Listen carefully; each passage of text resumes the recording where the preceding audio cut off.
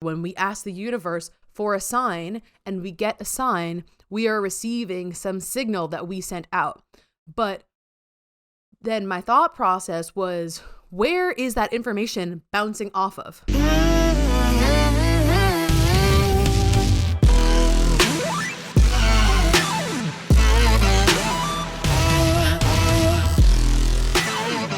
Hello, and welcome to another episode of the Orphic. My name is Alyssa. I'm an astrophysicist. I just got my PhD, and I'm interested in understanding how the entire universe works from an energetic, conscious perspective, basically just adding spirituality into the equation, adding consciousness into the equation. So I'm super focused on, these different kind of astrophysics theories that go beyond what I've already studied and kind of what academia is studying.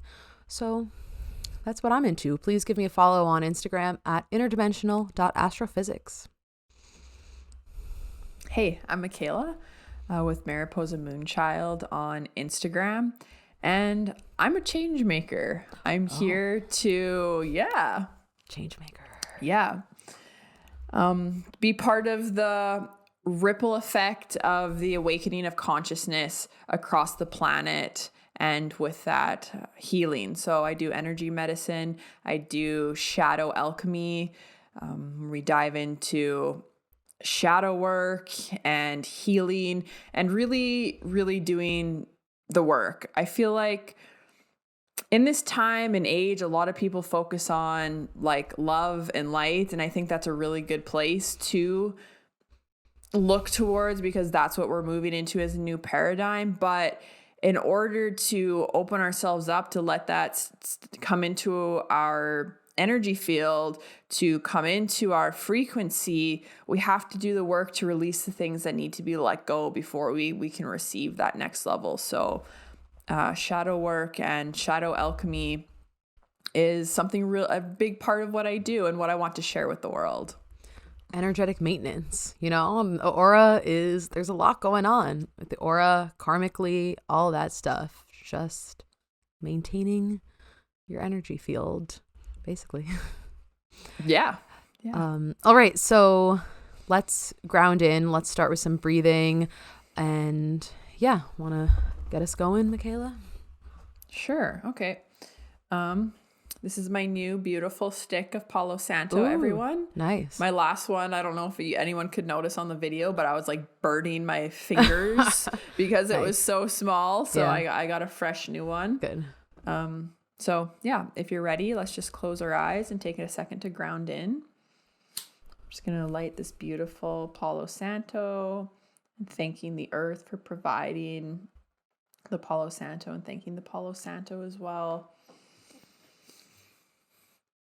Let's put a hand on our hearts. Let's take a second and place your feet flat on the floor too, or really ground them if you're able to. Let's take a second to really breathe into our heart.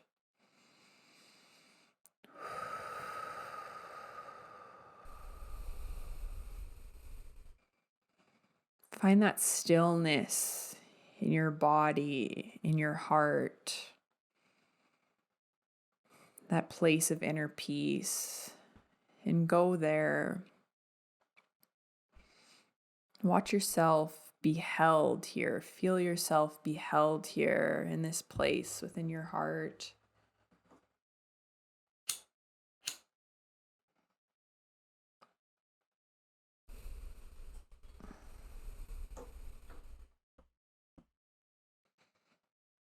Let's take a couple of deep cleansing breaths here as well.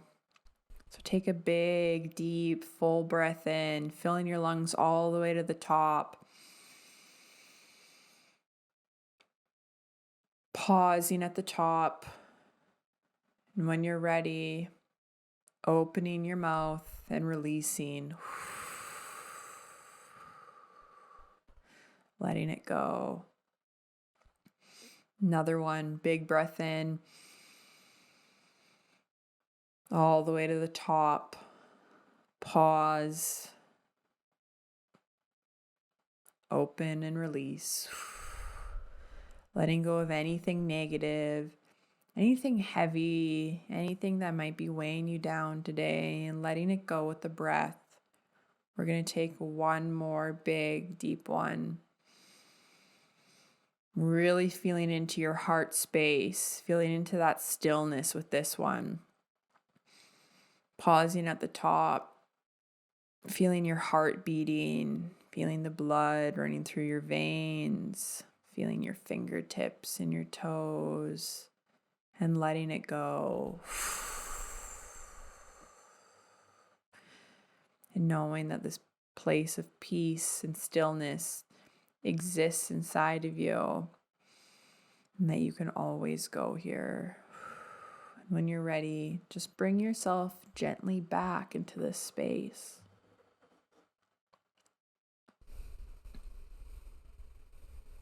That was great.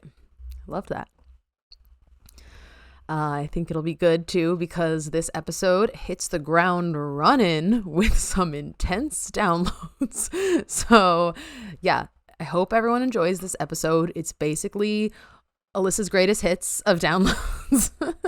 It's like 5 whole like separate things, but I mean, I'm biased, but I think it's awesome. So yeah, and it hits the ground running. So yeah, thank you. So get ready. Get ready. And now everyone's ready, now that you've breathed and your heart is still.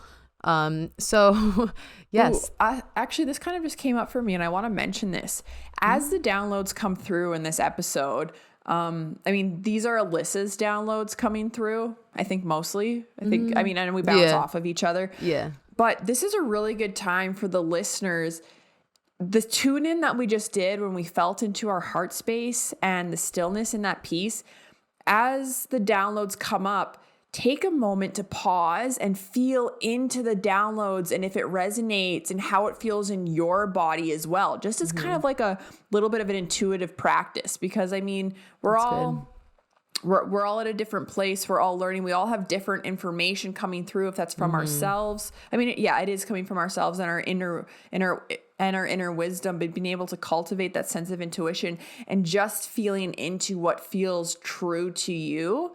So I don't know, that just came through right now as maybe an exercise or something to work with. So as a listener, just like try it out and see how you feel. And then also, let us know if you resonate with the topics that come up, with the downloads we speak about, or just our conversations in general. Like, let us know if you guys resonate with that. And if there's anything else you'd like to hear from us, or to hear us talk about or cover.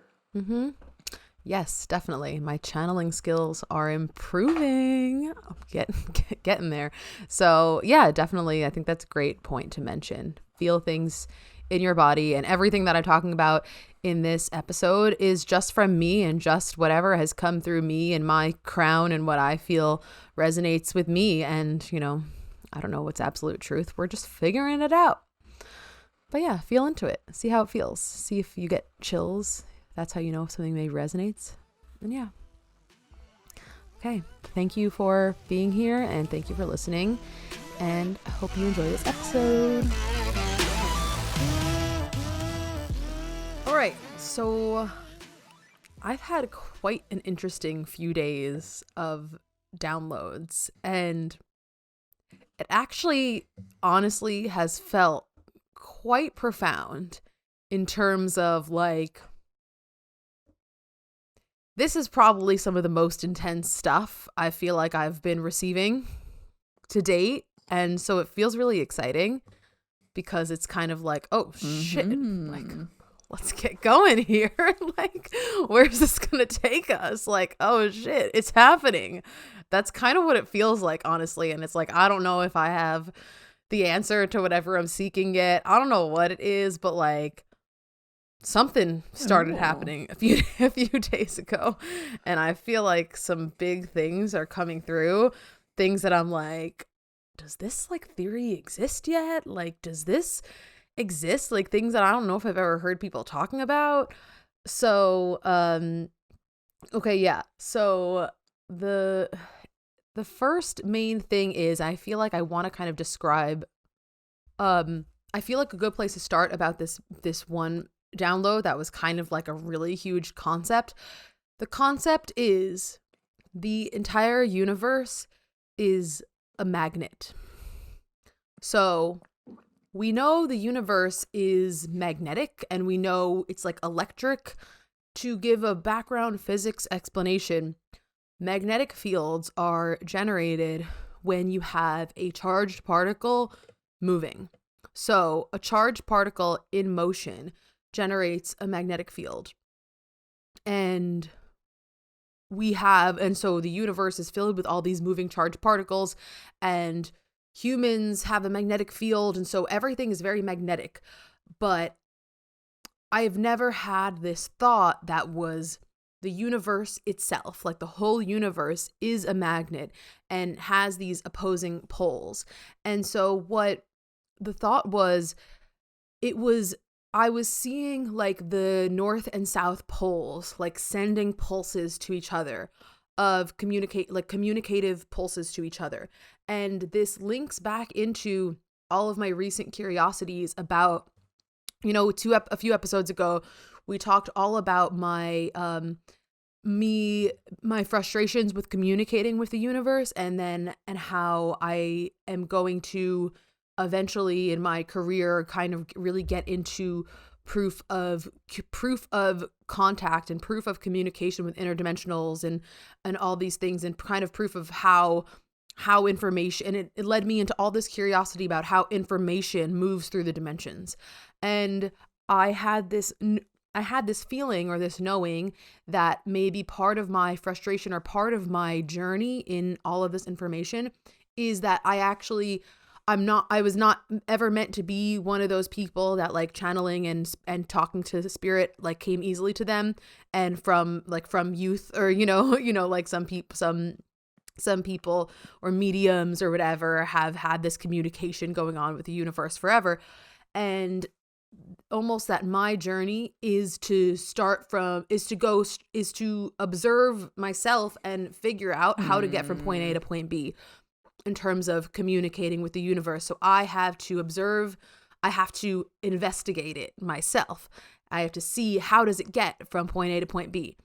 And so we know, so it's like the magnet comes in because in a magnet there's this communication, or there's this link of information between the ends of the poles, and they're kind of exchanging like electrons, they're exchanging electric charge.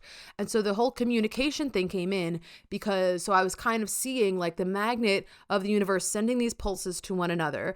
And we know that the universe, and so it's like the universe is in constant communication with itself. And that would be where these metaphorical magnetic ends are. And also the other part of the download was kind of about karma.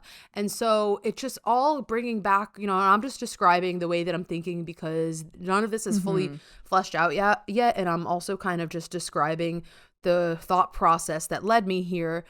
It was like, we know that we can communicate with the universe. We know that karma is a reverberation. When we send out a signal by performing some action, there's going to be a reaction that comes back to us. There's that. And there's also just communicating with the universe in general. When we ask the universe for a sign and we get a sign, we are receiving some signal that we sent out. But then my thought process was, where is that information bouncing off of? We send it out and it goes out. Where does it bounce off of?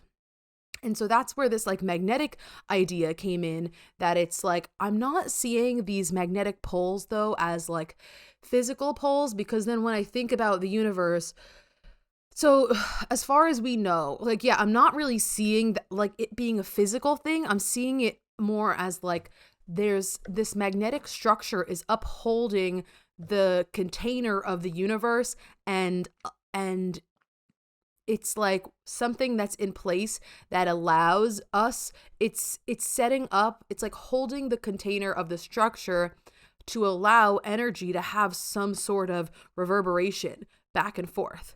And the structure of the universe is, from what we understand, there's no real center of the universe. Every point is a relative center. But if you zoom out, the universe is a web. We refer to it as the cosmic web.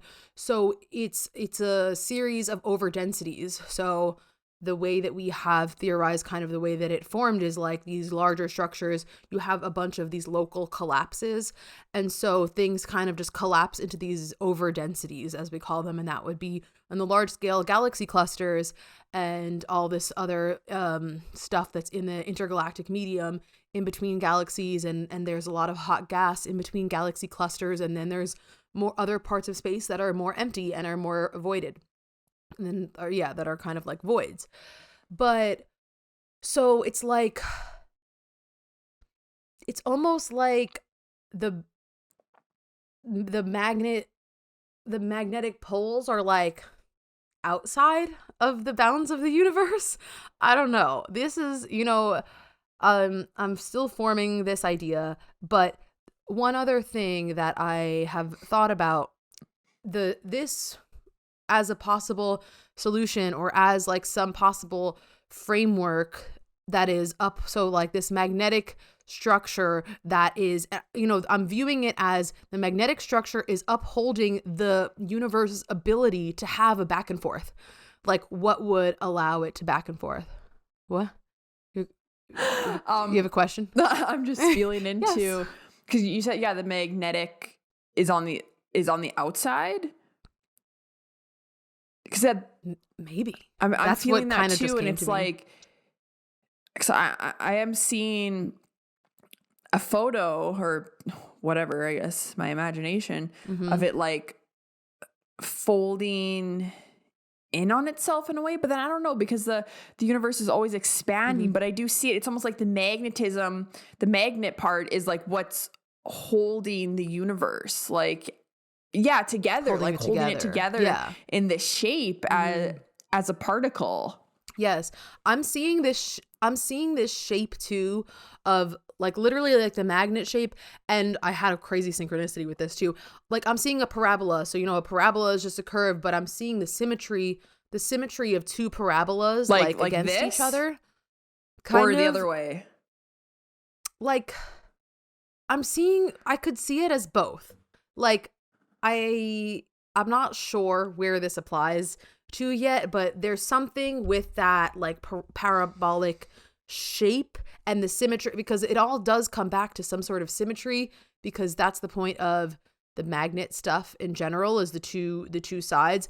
But it just kind of like, that's why this thought felt like so big, because it felt like this thought about like the magnet is outside of the bounds of the universe. So like I'm getting into like multi-universe theories and stuff like that, and leaving the scope of our universe and getting into what is upholding our universe, because I do think that our universe ends. I think, in theory it's like infinite. I don't know, but I do think there's like multiple universes, maybe multiple bubble universes. But now I'm getting into like what's happening outside of the universe that's holding it up. And so I'm kind of like seeing that like parabola shape, but I'm not sure. It kind of just occurred to me like maybe the magnet's outside, or I don't really see it as being something physical, but I see it as something that's sustaining the back and forth, because if the universe is communicating with itself, it's like, what's allowing for something to be received and then transmitted back? And obviously at a more specific level, it's consciousness and the fragments of individual consciousness. But I'm obviously now thinking at like, what are the fundamental laws? What's the fundamental truth that holds that up as valid? And the other thing though about this is that in this kind of magnetic framework where there's like these ends and it kind of feeds back into itself, would almost reconcile the issue of the arrow of time. So back to the topic of time, the arrow of time like refers to the linearity of time. So right now, in the way that astronomers are studying astrophysics, is that time started at the Big Bang and is going to a certain point now. And that would insinuate an arrow of time, that time is moving in one direction, in some linear direction.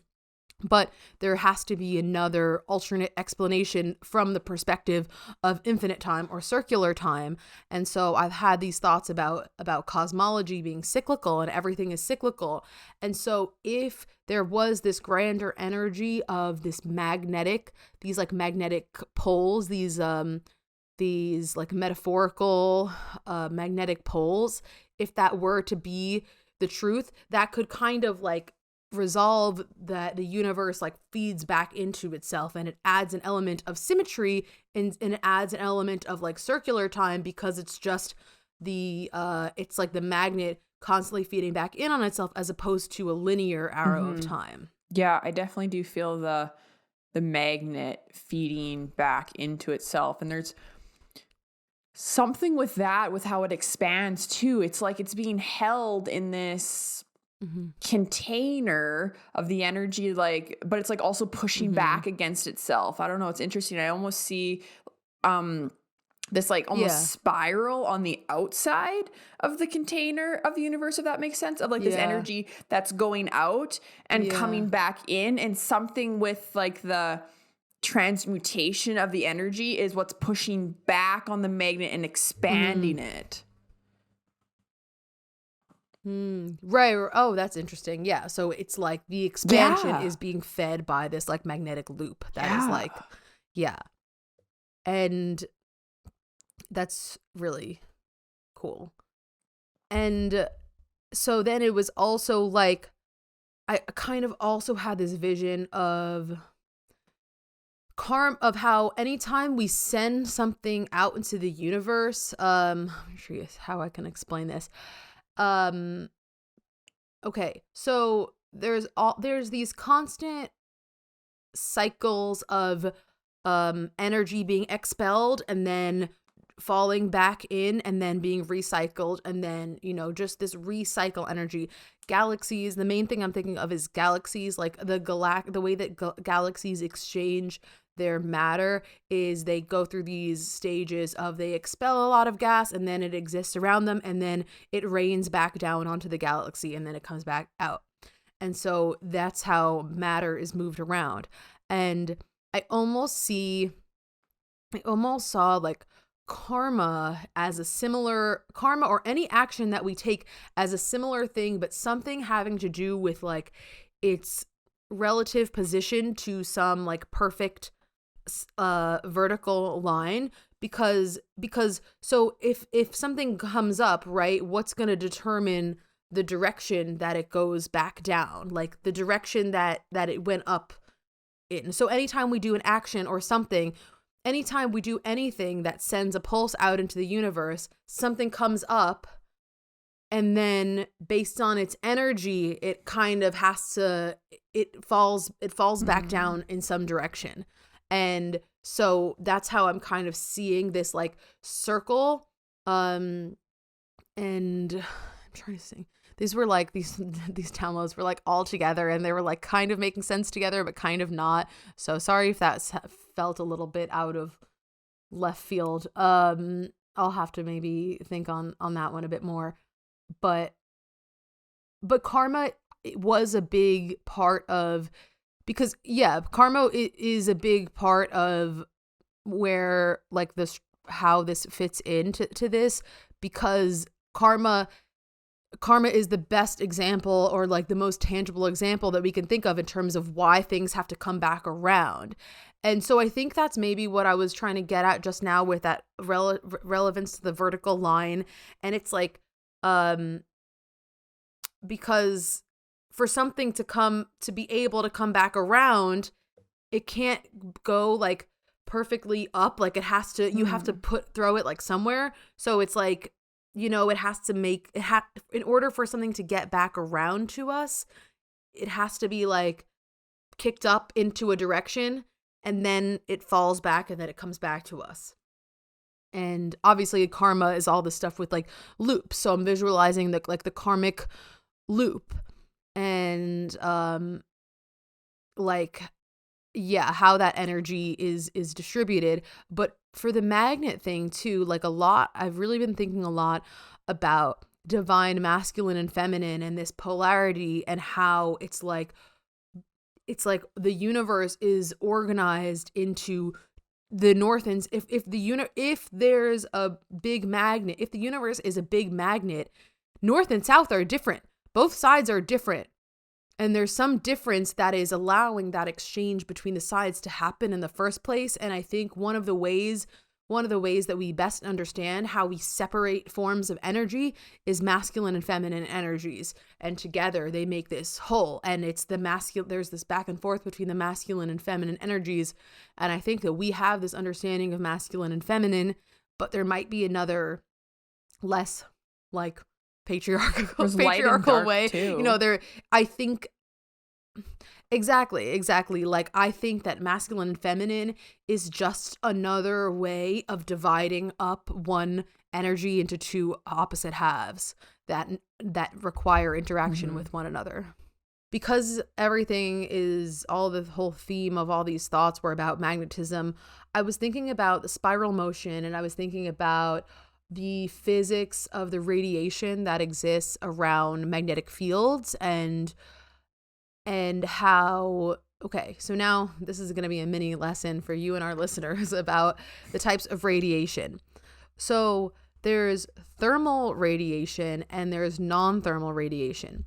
Thermal radiation depends on temperature.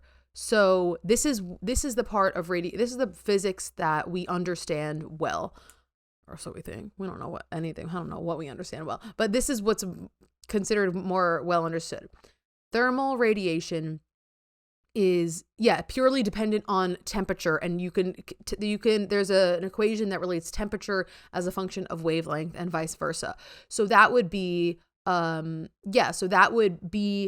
would be a photon. Like any radiation that we detect thermally we would be getting from a photon that we can measure what transition it came from between the electron levels, and that's directly traceable back to the temperature of a specific astrophysical phenomenon or whatever. So then non-thermal radiation, though, like kind of revolves more, well, first off, it gets into this weird territory that we don't understand. And this is what I was going to say.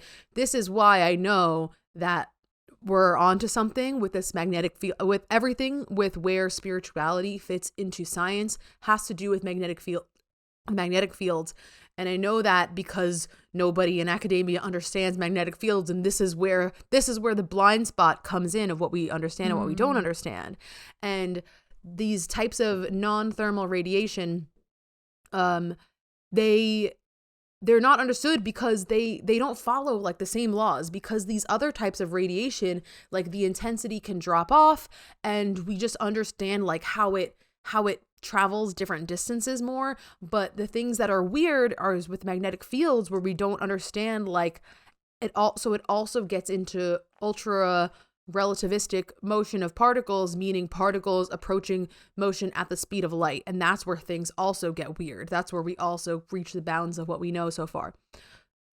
But so there's this thing called synchrotron radiation, which is a form of non-thermal radiation, and it's generated from a charged particle like an electron or a proton, moving in a spiral motion around a magnetic field. So it's like you'll have a magnetic field going this way, and then the electron is moving in a spiral motion around the direction of in the direction of the magnetic field lines, but around it. And so as a result, you get this like synchrotron radiation. This type of radiation happens, the particles also have to be going pretty fast. This is the type of radiation that you get right around a black hole. So, and I just thought it was interesting that the main thing that when I started thinking about this and when it kind of something about like its significance clicked, was the spiral motion of the particles. How the magnetic fields, how the electron can like spiral around the magnetic field and generate this different type of radiation.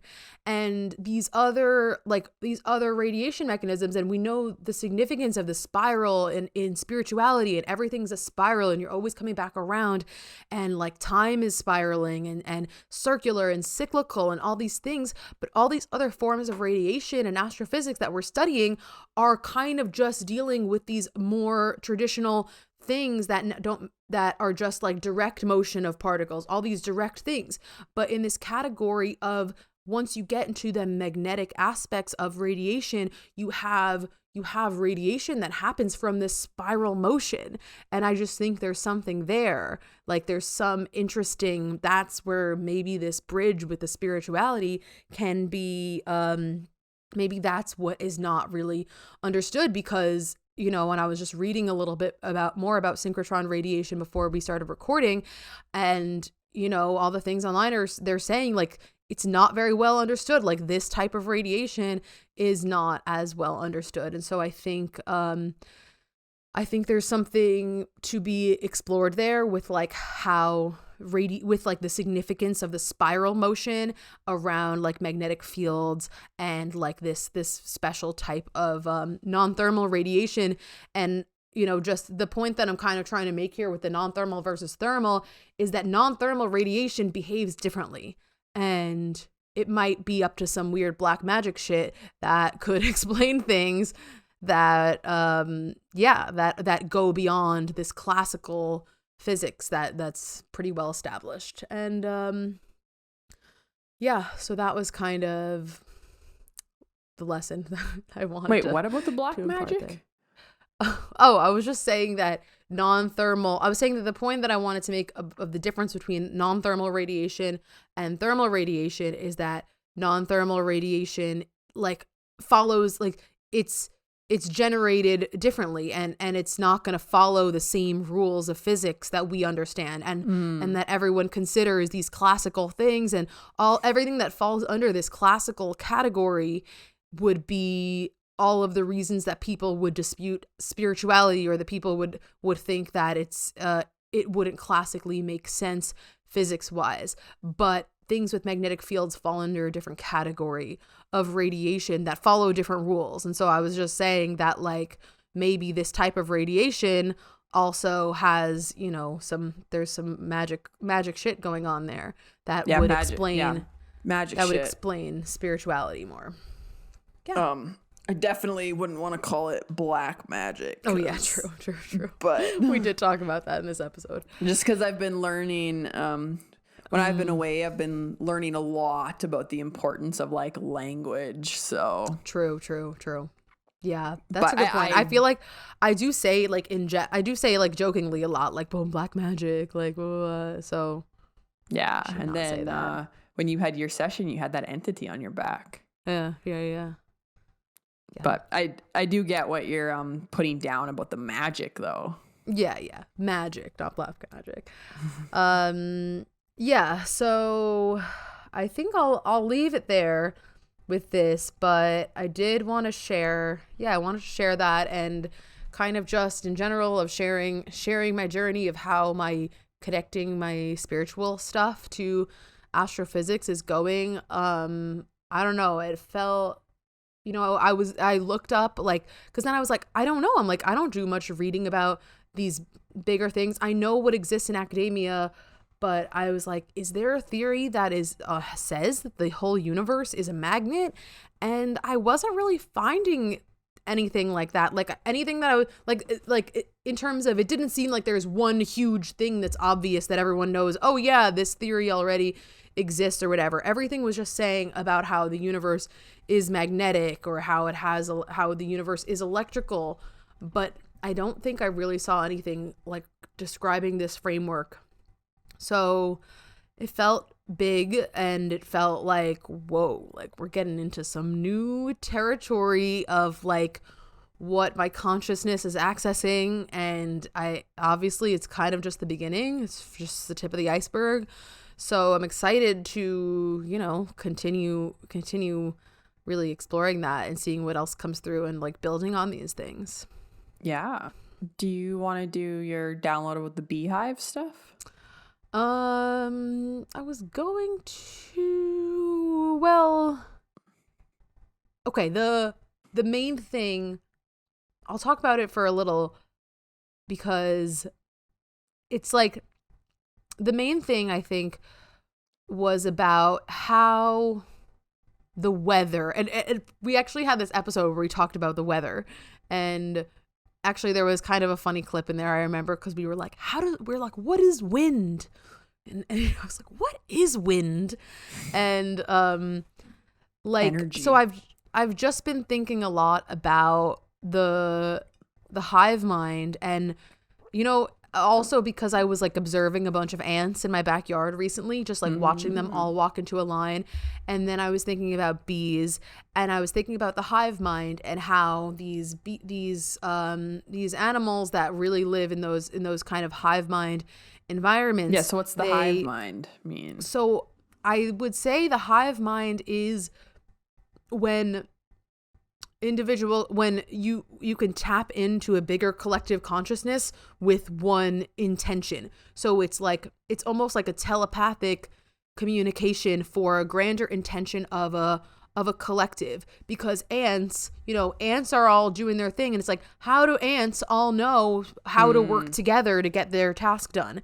Because they are working with a hive mind, because they know that they're one little piece of the puzzle, and they're just able to like get into their formation and do their thing, right? And so the same thing with bees, like, how do they know that they're all working together?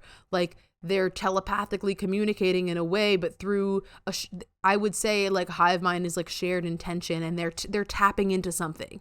They're not like talking. Well, obviously, they're talking in their bee or ant language, but So then I was just thinking about the collective consciousness, and we have the same thing on Earth, because we're connected at a conscious level to each other. Just by being on the same planet, there's the collective consciousness. And so then I was thinking more about how I guess kind of the download was that the weather contributes to our hive mind or collective consciousness, because in a certain location, like, even in general, weather aside, whatever, we do experience the hive mind as humans too. People in the same town, people in the same city, they're all focused on similar things. They're all going to have similar experiences because they're in the same geographical location. So there's that. But then I was thinking about how the weather can be added into the equation in a way, because it's like and like, what is the weather? The elements. The weather is the elements. The elements are alchemical, or the elements provide change. And so they come through to make things move. And I was thinking about how much the weather affects our experiences, and how much the weather like affects our lives and affects our mood and affects everything. And so it's like, if you have if like one day New York City has a super rainy day, everyone in the city that whole day has an experience that is shaped by that really rainy day. And so then there's like a collective consciousness that's fed in, but it's like a soul contract too, in a way, because we're making a contract with the elements, you know, right. And it was decided already for that weather to affect your day in that way. And so I guess it was kind of more just that, like, I had been thinking a lot about the weather, and I was like, there's something about the weather and how it affects us. And I think I kind of realized it also just comes back to it's very physical. There's a lot of aspects of spirituality and all this stuff that can transcend physical time, physical space, and everything. But everything, it really is physical, because the aura is physical. And I feel like the elements help bridge the etheric into the physical, because they come in as like the seed they facilitate the change. They facilitate like bringing that energy in by having wind or by having rain or something. So it's like, I see like the elements and the weather as this like facilitation between the energetic and the physical, and that's all contributing to this hive mind. And just how we have these similar experiences in different geographic locations that we kind of contract, and that it's all working together very much at a physical level too, because then you can even get into, well, the rain produces extra ions, then there's the rain, and I think the air after it rains is super, like, there's a lot of electro ions or something in the air, and it's really good to breathe in, and so there's that. And yeah, so the point is that it's very physical, and the weather, I think, kind of comes in to help, like, merge all of these experiences and contribute. The weather very much contributes to our shared, like, hive mind experiences around the same geographical locations. Yeah, I feel like that makes sense. And it's interesting because if the hive mind, then for all of us, it could on some level be our ability to tap into one another too, Yes, like telepathically. And what's even, I mean, more interesting about this is there are people. Sorry, my cat is going to the bathroom. Oh. I didn't know if you could hear it or not, but he's like digging. So I'm like, I thought Spirit was like stopping you. You done? Okay. Nice. The other part about this too is they are changing the weather on us, right? Yes. There are, I've thought about that too. Powers, game players, that are changing the weather patterns. And yeah, clearly, if that's being done, if the powers that be are manipulating the weather, then the weather must have a deep connection to our consciousness. Yeah. So there is a lot more that I want to figure out about the bees and the hexagonal shape of the beehives, because I do think that the consciousness grid around Earth is in a hexagonal shape, and there's something there with the number 6, and then that gets into geometry and sacred geometry, and oh boy, do I want to understand all of that stuff. So there's more there with, like, the bees, and also how, like, bees tap into there's actually a lot more there, kind of specifically, like, with the bees and how the bees tap into the Earth's electromagnetic field. And there's some really interesting stuff. And I actually just talked to this guy at the kava bar yesterday we talked all about the bees and, like, their really interesting flight paths and how they can, like, tune into the Earth's magnetic field at frequency. So there's some interesting stuff there. But yeah, really just the hive mind is just so interesting, and I just think it really gets into the fact that there is a grid around Earth, or there's a consciousness, there's something that's just floating above, that's just the consciousness of everyone that we can tap into, and that we're actually always tapping into. And that's like what the hive mind is. It's the hovering thoughts of everyone around you that are just around you, and you are a collective. You're a collective with your town, your city, your state, like, just like you're a collective with the Earth. It just it just goes on and on. Cool shit.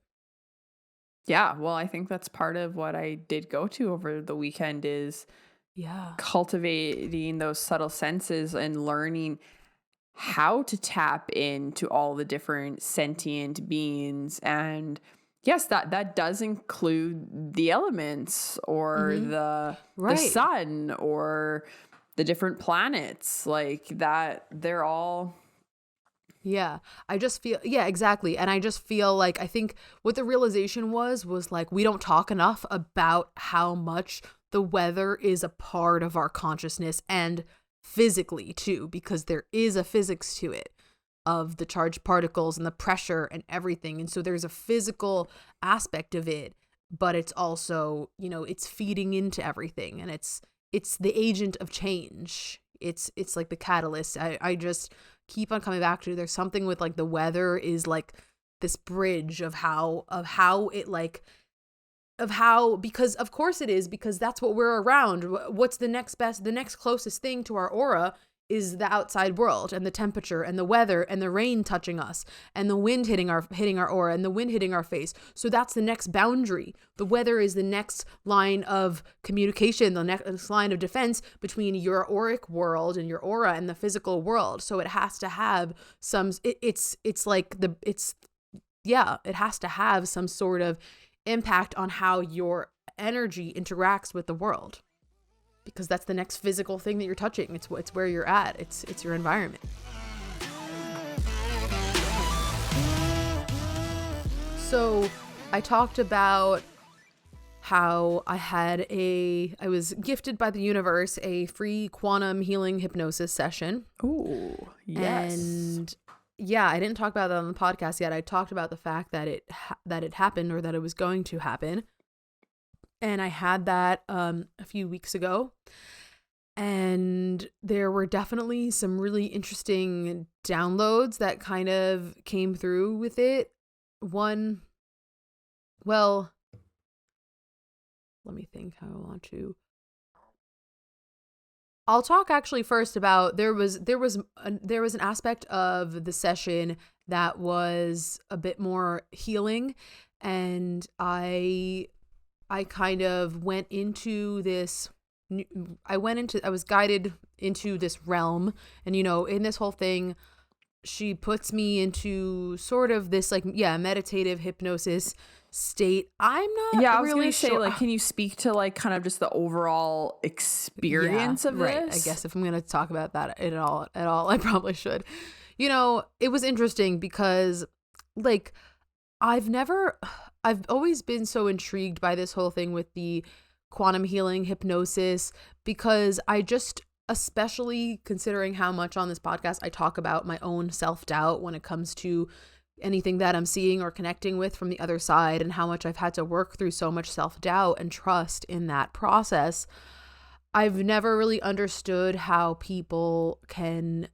beginners can kind of do this, and you just, because in one of these sessions, you're being led into hypnosis, but everything is coming from you in your hypnotized or trance state. The other person, I guess for the most part, the other person is holding space and guiding you and helping. Mm-hmm. We set an intention. We talked before it even started for an hour. We set a solid intention, and I read it, and we did this really cool thing actually where we set the intention and we crafted a nice, beautiful sentence that was my intention. And then I read it out loud, holding my hand over a glass of water. And we read, and I beamed my intention into the water. And then I drank a few sips of the water before we started. That was kind of cool. And then we came up also with a list of questions that we were going to ask my higher self or my spirit guides that I brought through. And so the experience though, we started with, there was maybe about 5 minutes or so of kind of just listening to white noise and her setting the sacred space in her own way. And and the Instagram handle of the person that did the healing, her name's Leighton. It's at Leighton Looks Within, I think. I'll put it in the description of the notes. I'm gonna write her a testimonial too. And she led me into it by something leading up to a few doors, or you're supposed to, go up these steps and you open a door and it's okay, what's there now? And then you have to describe. And I think at first I was kind of just I don't know, because if you don't get anything super clear right away, I don't know. But once we moved in more to the experience, I was able to be more confident in what I was feeling and just knowing that it was. And I went to this house, and the house specifically my attention was brought to, it was the fact that there were 4 quadrants or 4 rooms. I walked in and there was 2 rooms to my right and 2 rooms to the back, and it was small, very simple house. And there was a hollow, and there was a cylindrical something in the center holding it up. And it was hollow, and it was being held up by a cylinder in the center, and then just 4 quadrants. And then I got the knowing that it represented my heart and the 4 quadrants, and there were 4 quadrants of the house, and I was like, oh, that's for the 4 chambers of the heart. And then I felt that the interior hole was like the portal of your heart, because your heart's the center of your magnetic field, and your heart is a portal. So it was like, wasn't that it was like empty, it was just like, oh, that's the portal. It was like the center. It was like, yeah, it's like a mysterious hollow structure, because that's where the portal is. It could also and be everything your aorta else is, physically. oh yeah, I mean, yeah, you know things about you're trained in this. I'm like, I don't That know. goes My over, dad is around the heart. Oh yeah, which maybe. would be hollow. I mean, it's not hollow, it's full of blood, but like if the blood's not in it, it would be empty space, and it would, yeah. So I specifically knew that the front of, so she was like kind of guiding me through this, but I'm also just going, yeah, based off of what I know, I knew that the front rooms were a bit darker, and I knew that the back right room was very well lit, and that there was like a lot of warmth, and there was a big window with a lot of, but it was empty. The room was empty, but there was a lot of warmth, and like the back rooms were more well lit, and the front was really dark. And then specifically the back right room was the one that was like warm, and it was empty. And I realized after that it was meant to kind of signify my future and like the hope, and that it was empty because it has yet to be filled. And at the time when I first started describing it, I didn't think of that, but was cool after the practitioner Leighton, who was guiding me, she said that when I said that, she knew, and she wrote down, it's empty because that's your like potential, like it hasn't been filled yet. And then I ended up circling back around to that conclusion also, which was cool. So then there was this front left room. So there was the back right room that was being brought to my attention, and it was warm, it was bright, it was very bright and warm. Front left room was cold and sad. And so then I had like this big emotional release in this room. And so she asked what felt like needed to be like, what's the sadness from? And I immediately felt this feeling of like ignored, like something being pushed to the side, like something being ignored, like, basically something being completely ignored. And I knew that it was my needs and my body's needs from a few years ago when I was in the peak of my addiction stage and doing schoolwork, in the peak of my Adderall addiction. Yeah. And in that time, when I was using it so much, I was completely ignoring my body's natural functions and my body's natural needs, and I was overriding them to sit in a chair for 10 hours straight to do work, to not sleep for days on end, to not eat. I was completely ignoring my body's natural needs and the natural cycles. And it's because, and then we kind of got to the conclusion, and I kind of realized why. And I was like, started, in describing a lot of this, definitely a lot of emotions and tears were coming up. And I realized it was like me punishing myself. I was doing that to punish myself because of my past mistakes, and because of being afraid just saying like, my body doesn't deserve to be listened to for its natural functions. I lost my right to do that when I messed up in my previous project, when I did that thing that caused my advisor to yell at me and be condescending to me in her office.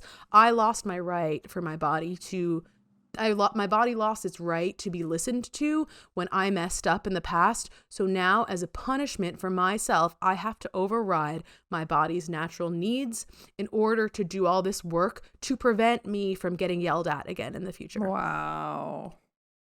And it was a very specific detail of all of that stage of the addiction and recovering from it that I don't think I've shed a light on recently. I think there's a reason that like, because we talked about this a few episodes ago or whatever, just my stuff with all of that stuff with forgiveness and you know, in my recovery stage, and there's a lot of different aspects, you know, within, for me, there's a lot of different aspects of what needs I was ignoring, how I could have been kinder to myself, all these things. But specifically what came up was the consciousness of my body's needs and natural desires and natural things and just basic needs being ignored and pushed and cast aside. And also the reason. And yeah, and I don't know, like, it's like I have, you know, I've thought about all this stuff a lot. Like I have thought about that, but I don't know if I really have really fleshed it out into that much detail about the punishment thing, about how I was punishing myself, you know, within that addiction. It was punishment. It was like, no, like it doesn't matter. It doesn't matter that I have these needs. That went out the window. That went out the window when you fucked up, and now you deserve to have these ignored. Yeah. Yeah. It was the awareness of it, because you're avoiding it before, so you weren't fully recognizing and aware of what was wanting to be listened to. And then it's the awareness that brings up the potential for the release. Mm-hmm. Yeah, it was like I think before I knew that I was treating myself so poorly, but I thought I was seeing a different aspect of it. I was seeing the aspect that that's what I thought that I had to do to get to the next step. I thought that I had no option, which was also true. So it's also true that I was like, this is the only way. This is the only way. This is the only option. But the flip side of that was that's the only option because this is what you deserve, because this is your punishment for fucking up before. And it was like, so she wanted to do like a specific release, and I had this visual of, you know, I was talking to that version of myself a bit, and I kind of, and she had me like see if there was anything I wanted to tell that version of myself, or like any advice to give them. And all that came really was that like, this is not the only way, because it was like I guess it would be this really, that version of me had this true belief that this is the only way to keep going. You know, the only way to get this done is this route. And I just told that version of myself that that's not the only way, that there is another way.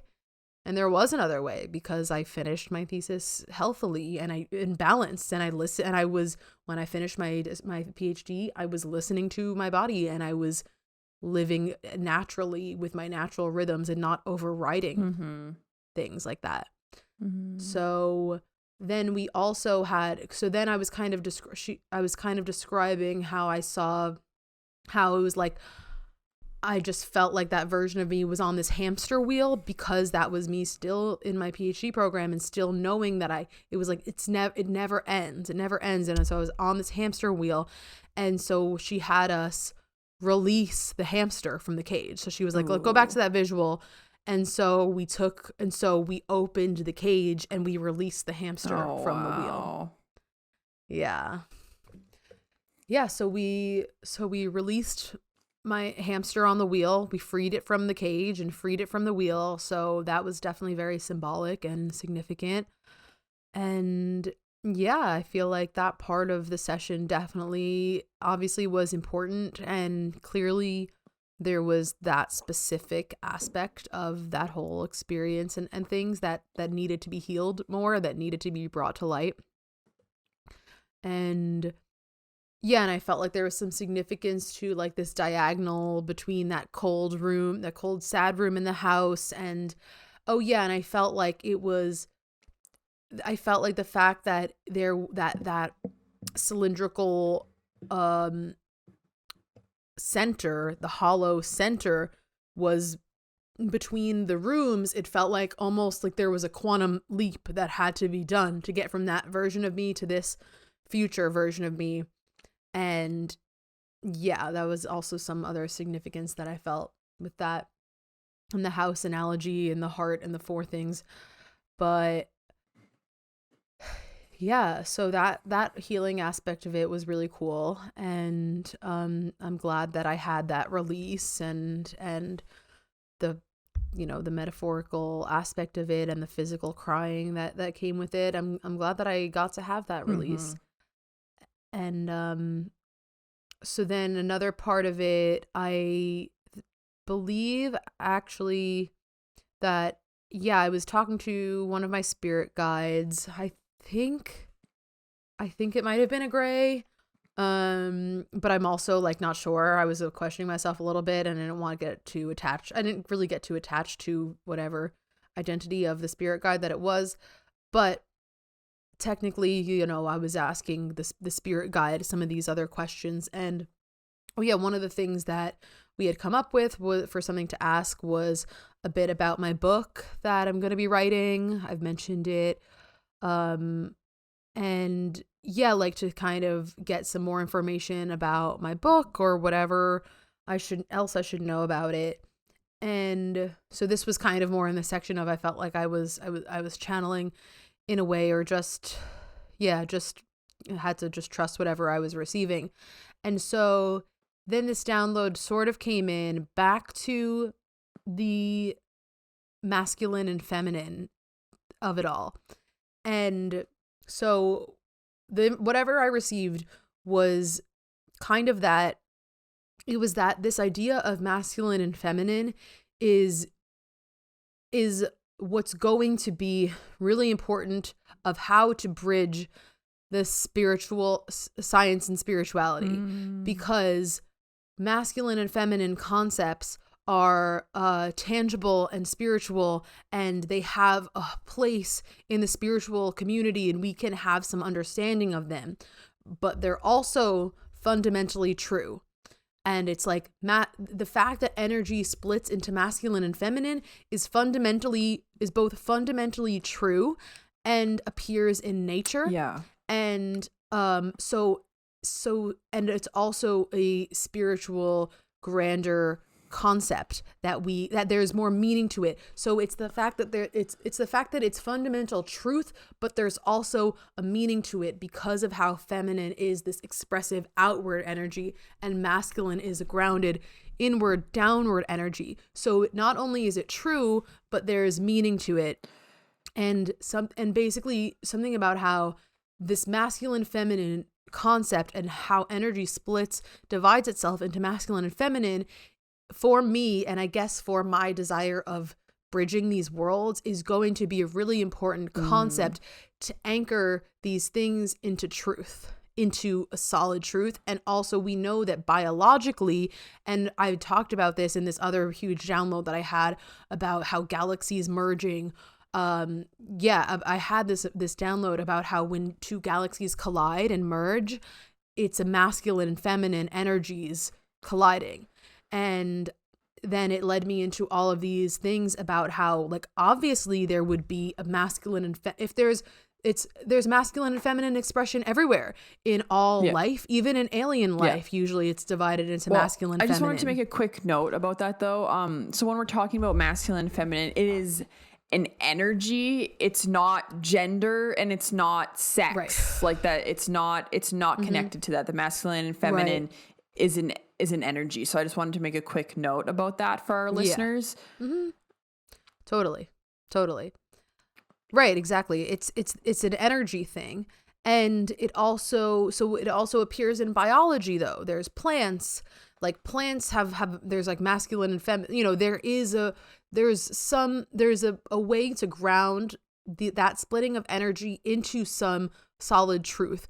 And this idea of, I just feel like I'm constantly being brought back to, how do I find a concept that's fundamentally true that I could explain to people that don't believe in spirituality at all? How do we link any of these things to fundamental truth or fundamental like law? Well, and even in our brain, like left brain, right brain. Oh yeah. Left brain is masculine, the analytical, practical.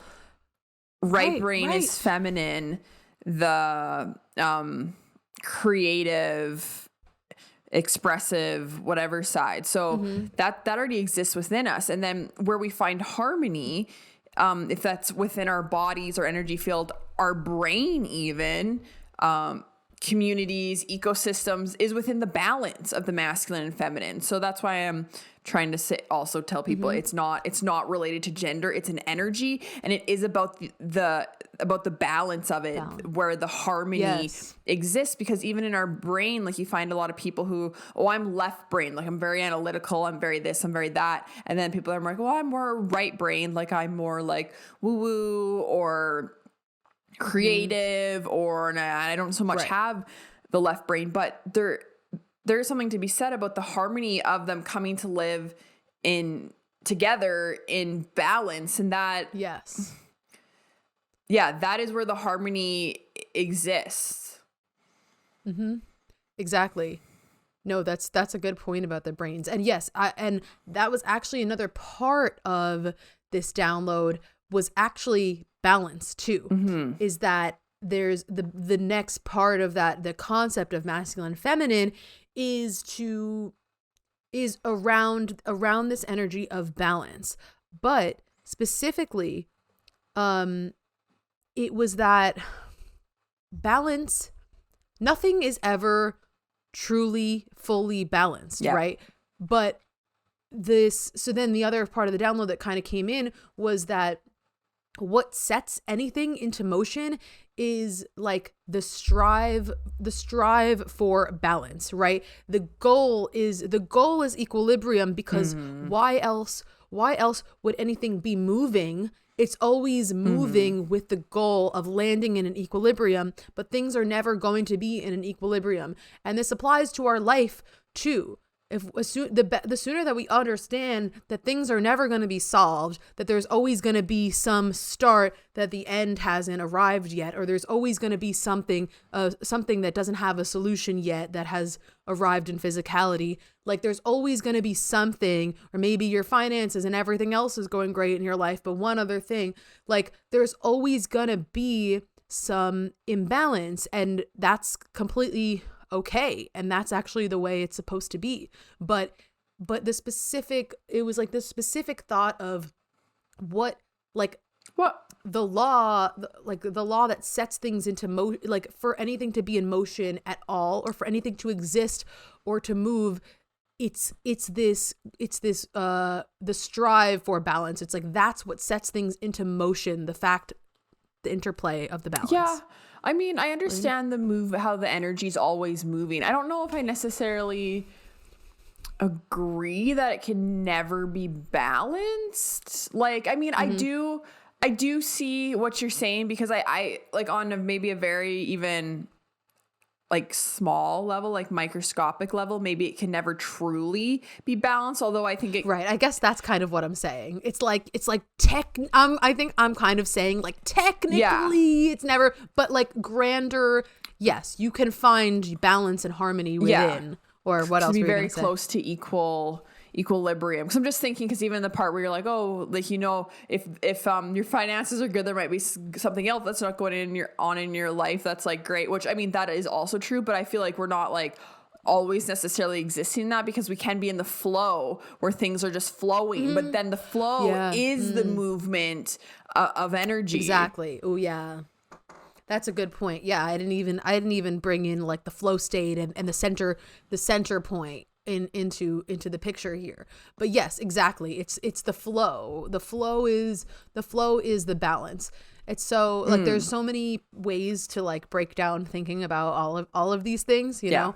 But yeah, I think like when I say that there will never truly be balance, I think I am talking on like a really hard science, like hard technical level, because that is because it's always this asymmetry in a way. And I can see that too, because I was getting the picture in a very like particle level too, but I kind of wanted to talk more to the physicality of like life events or this that you had kind of like spoke on. But I do see the particles, how they're kind of weaving in and out, and how the energy is always moving. So Yeah.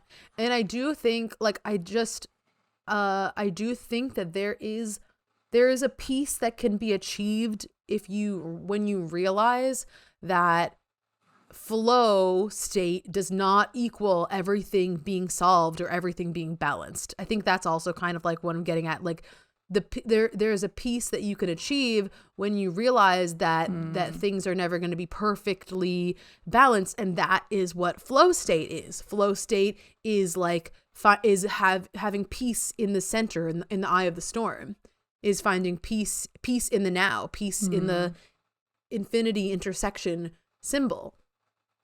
And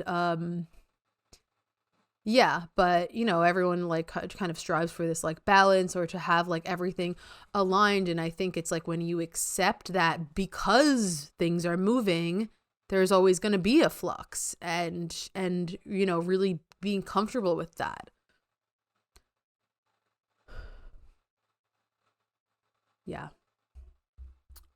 And oh yeah, and just the like masculine and feminine stuff, I think I hadn't said yet that like we don't, other than spiritual people knowing that this earth is a feminine soul and the sun is a masculine soul and all these things, it's like this concept of masculine feminine being biological truth or being some other, you know, being some scientific truth in other ways is not yet applied to astrophysics and is not yet applied to the galaxies. And what are the physical properties of a galaxy that would make it being currently expressing in feminine or currently expressing in masculine? Is it outward? Is it that, you know, does it fluctuate throughout its lifetime? Is it like the brain? Is the galaxy like the brain where it has certain feminine expressions going on at once and it has certain masculine expressions going on all together,